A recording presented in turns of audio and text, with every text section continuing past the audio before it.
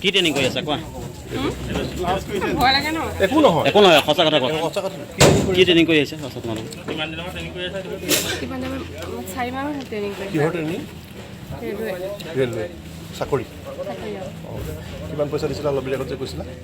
60,000। আচ্ছা, এনেই কিমান ল'ৰা ছোৱালী আছে অসমৰ বিভিন্ন জেগাত? আমাৰ ইয়াত 540 মান আছে। 540। অসমত এতিয়া চাকৰিৰ বৃহৎ বজাৰ, আৰু সেই বৃহৎ বজাৰখন চলি আছে গোলাঘাটৰ যি ফৰকাটিং ৰেলৱে জংচন আছে সেই ৰেলৱে জংচনত। এতিয়া ফৰকাটিং ৰেলৱে জংচনত চাকৰিৰ মুকলিৰ এখন বেপাৰ চলি আছে। এই যদি বেপাৰৰ কথা কওঁ, এলা পেচা বজাৰ নহয়, প্ৰায় 540জন নিবনুৱা যুৱক যুৱতীক লৈ এই বৃহৎ এখন বজাৰ চলি আছে। কিহৰ ট্ৰেইনিং? ৰেলৱে চাকৰি। কিমান পইচা দিছিলা অলপ আগত যে কৈছিলা? 60,000। এনেই কিমান ল'ৰা ছোৱালী আছে অসমৰ বিভিন্ন জেগাত? আমাৰ ইয়াত 540 মান আছে। 540। আৰু সেই যিখন বজাৰ, সেই বজাৰখন চলাইছে দাদুল বৰুৱা আৰু ইটুল আলী নামৰ দুজন ব্যক্তিয়ে, বিশেষ ব্যক্তি। মই নাম দুটা পুনৰ কৈ দিছোঁ। ফৰকাটিং অঞ্চলৰ দুজন বিশেষ ব্যক্তি, দাদুল বৰুৱা আৰু ইটুল আলী। এই দুজন ব্যক্তিয়ে ফৰকাটিং ৰেলৱে যি জংচন, সেই ৰেলৱে জংচনত বৃহৎ এখন চাকৰিৰ বজাৰ তেওঁলোকে তৈয়াৰ কৰিছে। আৰু এই বজাৰখনত যদি ক'বলৈ যাওঁ, দেখিব আমি ফৰকাটিং ৰেল ষ্টেচনতে আমি বৰ্তমান জংচনত উপস্থিত আছোঁ। আৰু যিসমূহ নিবনুৱা যুৱক যুৱতী, সেই নিবনুৱা যুৱক যুৱতীসকলে 50,000, 1 লাখৰ পৰা 2-3 লাখ টকালৈকে সেই বিশেষ দুজন ব্যক্তি দাদুল বৰুৱা আৰু ইটুল আলীক ঘোচ দিবলগীয়া হয়। আৰু সেই যিসমূহ ভুক্তভোগী ব্যক্তি, সেই ব্যক্তিসকলৰ লগত আমি কথা পাতিছিলোঁ। তাৰে এজন ব্যক্তি আমাৰ মাজত উপস্থিত আছে। আৰু প্ৰথমে অৱস্থা আমি কৈ লওঁ যে কি হয়, আমি সেইসকল ব্যক্তিৰ লগত কথা পাতিম। কিন্তু প্ৰথমে মই কাহিনীটো কৈ লৈছোঁ যে সেই নিবনুৱা যুৱক যুৱতীসকলক তেওঁলোকক কোৱা হয় যে তেওঁলোকক ৰেলৱে বিভাগত চাকৰি নিয়োগ কৰা হ'ব, আৰু প্ৰথমে তেওঁলোকে ট্ৰেইনিং কৰিব লাগিব।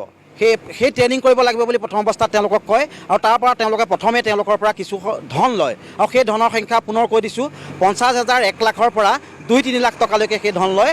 আৰু তাৰপিছত এইদৰে ফৰকাটিং ৰেলৱে ষ্টেচনলৈ তেওঁলোকক লৈ আহে, সেই নিবনুৱা যুৱক যুৱতীসকল লৈ আহে। আৰু যিসমূহ মালবাহী গাড়ী আহে, দেখিব এইদৰে এখন এতিয়া বৰ্তমান মালবাহী গাড়ী ৰৈ আছে, এইখনত চাউল আহিছে। আৰু তাত যিসমূহ গাড়ী আহে, গাড়ী অহা দিনাখন তেওঁলোকক জনায় যে তেওঁলোকৰ ট্ৰেইনিং হ'ব। আৰু সেই নিবনুৱা যুৱক যুৱতীসকল ইয়ালৈ আহে, আৰু তেওঁলোকে এই যিসমূহ মালবাহী গাড়ী আহে, সেই মালবাহী ট্ৰেইনসমূহৰ পৰা যিসমূহ ট্ৰাক থাকে, সেই ট্ৰাকসমূহত যেতিয়া চাউল আনলোড কৰে, সেই আনলোড কৰা গাড়ীসমূহত এখন বহি লৈ তেওঁলোক ৰৈ থাকে। আৰু সেইটোৱে হ'ল তেওঁলোকৰ ট্ৰেইনিং। মই আকৌ কৈ দিছোঁ যে এখন বহি লৈ ৰৈ থাকে যিসকলে ট্ৰেইনিং ল'বলৈ আহে, আৰু ট্ৰেইনিং কৰা যুৱক যুৱতীসকলে এখন বহি লৈ ৰৈ থাকে এইদৰে গাড়ীসমূহৰ ওচৰত। আৰু সেইটোৱে হ'ল ট্ৰেইনিং। আৰু এই ট্ৰেইনিং 3-4 মাহ বা এবছৰ কৰাৰ পিছত তেওঁলোকক চাকৰি নিয়মীয়াকৰণ কৰিব বুলি তেওঁলোকক প্ৰলোভন দি আছে। আৰু এইখনেই বজাৰ চলি আছে। প্ৰথমে এজন ভুক্তভোগী ব্যক্তি আছে, তেওঁৰ লগত পাতি লৈছিলোঁ। কি হৈছিলে কওকচোন, আপোনাৰ আগত কি হৈছিলে? চাকৰি দিম বুলি, ট্ৰেইনিং দিম বুলি ক'লে। জানুৱাৰী মাহত চাকৰি হ'ব বুলি ক'লে। তাৰপিছতে এতিয়া কিমান জানুৱাৰী পাৰ হৈ গ'ল। কিমান দিন হ'ল? আজি কমেও 4 বছৰমান হৈ গ'ল। আপুনি কি কৰি আছে ইয়াত? মই লেবাৰ কৰি আছিলোঁ, এতিয়া নাই কৰা। এতিয়া এৰি দিলোঁ এইটো বিষয় চাই। ৰেলৱেত চাকৰি দিম বুলি কৈছিলে? চাকৰি দিম বুলি কৈছিলে।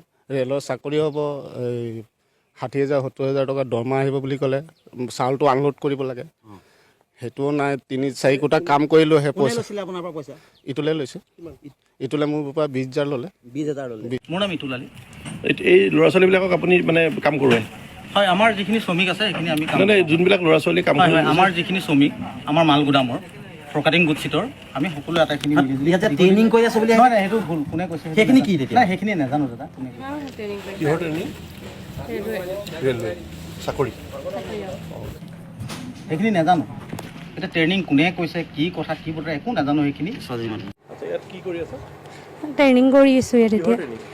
ৰেলৰ চাউল আহে যে এবাৰ লাগিলে।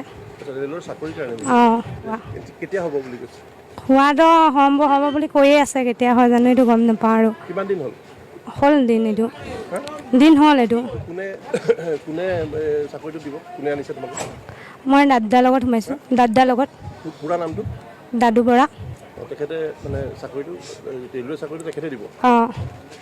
কোন জেগা? জানুৱা কোন জেগা? সেই আগত। অঁ, কোন জেগা? ফৰকাটিঙতে সেই আগত আছে ঘৰ। কিমান জমা দিছে? সেইটো মই নাজানো, আমাৰ দাদাই দিছে।